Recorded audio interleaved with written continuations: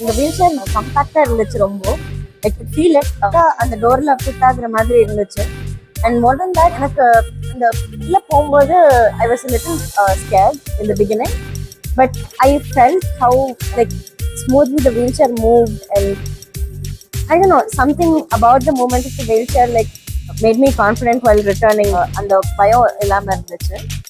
And எவ்வளோ நேரோவா இருந்துச்சு, like sleeper class எவ்வளோ நேரோவா இருக்குன்னு நான் பார்த்துருக்கேன். In the sense I felt it. Didn't feel any of it. Like I didn't press against anything hard or solid.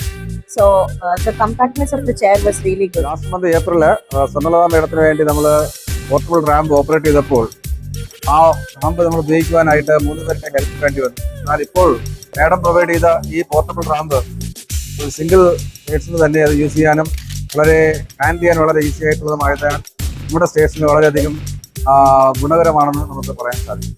Thiruvananthapuram സ്റ്റേഷനിൽ ആദ്യമായിട്ടാണ് ഇങ്ങനെ കൊണ്ടുവന്നിരിക്കുന്നത്. അത് ഡിസേബിൾഡ് പാസഞ്ചേഴ്സിന് വളരെ ഹെൽപ്ഫുൾ ആയിരിക്കും. എന്തായാലും ഒരു നല്ല കാര്യമാണ്.